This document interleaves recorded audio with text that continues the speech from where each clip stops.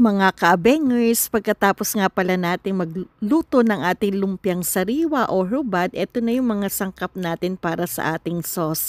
Siyempre, unahin muna natin yung ating dinikdik na mani na kailangan natin siyang isangag, di ba? At hayaan lang natin itong maging golden brown. Kaya ito, hatulo lang tayo ng halo, di ba? At ayan, okay na siya.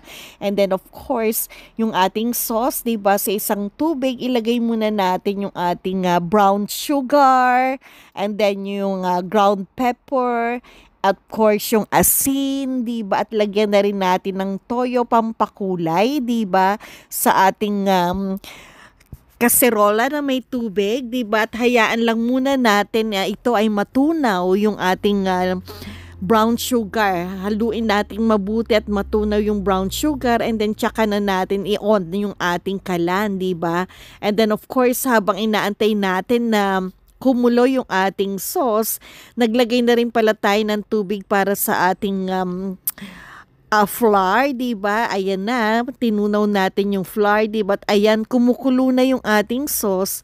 Ilagay na natin ngayon yung ating slurry, 'di ba? So ayan, haluin muna nating mabuti ng gusto, 'di ba? And then tsaka natin dahan-dahan na ibuhos sa ating kumukulo na sauce. And then syempre, pagka sa tingin na natin na okay na yung consistency nito, kailangan mapakuluan pa yan ng husto, 'di ba?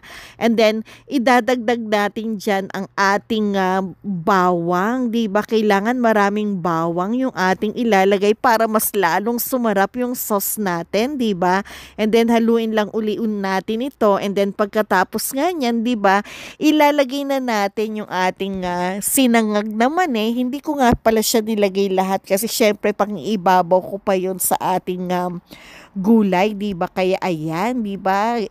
Halu-haluin lang uli natin yan, and then syempre okay na yan at okay yung consistency niya, di ba? And then titikman na natin yung ating sauce na talaga naman pong pagkasarap-sarap, and then sinamahan pa natin yung lumpia, di ba? Kaya talaga naman pong todo ang linamnam at saktong-sakto lang ang lasa niyan, 'di ba? Kaya patay na natin yung apoy, 'di ba? And then syempre, magbuhos na tayo ng sauce, 'di ba? Sa ating lumpiang sariwa, at ayan na nga, 'di ba? Excited ang lola nyo na talaga naman pong napakasarap nitong ating lumpiang sariwa, 'di ba? O yung tinatawag nga nilang lumpiang hubad. Kaya tara, subukan nyo naman na gawin ito, mga ka-bangers ko, na talagang hindi kayo magsisisi. Talaga na pong magta-thumbs up pa dyan ang lola nyo.